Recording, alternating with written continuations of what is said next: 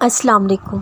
اللہ اگر انتظار کرواتا ہے تو اس انتظار کا دگنا اجر بھی دیتا ہے۔ بس پھر مانگتے رہو اور انتظار سے نہ گھبراؤ، کیونکہ وہ دیر تو کر سکتا ہے مگر رد نہیں کرتا۔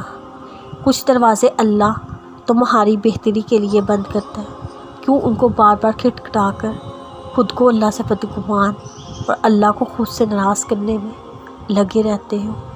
جو چیز بہتر نہیں ہوتی تمہارے لیے وہ کسی قیمت پر تم کو نہیں ملتی۔ اب تم یہ کہو گے اللہ بہترین کر کے بھی عطا کر سکتا ہے۔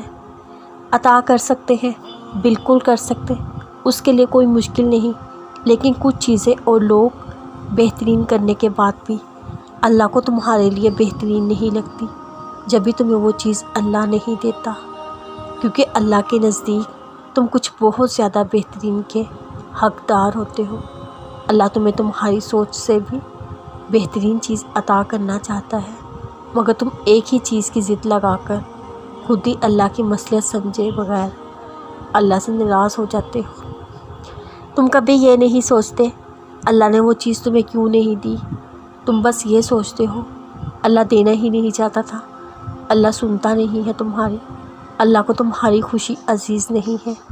ارے اس رب سے اتنے شکوے جس کی محبت کا تم کبھی حساب نہیں لگا سکتے، جس کی انمول اور خالص محبت جیسی کوئی محبت وجود نہیں رکھتی، اس کی محبت پہ شک کرتے ہیں۔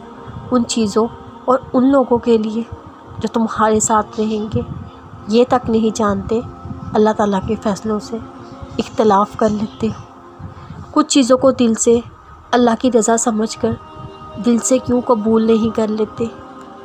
کچھ چیزوں کی حقیقت بہت بھیانک ہوتی ہے، اللہ وہ تمہیں دکھانا ہی نہیں چاہتا، جب بھی دور کر دیتا ہے ان چیزوں کو تم سے، اور تم ہو کے سمجھتے نہیں ہو۔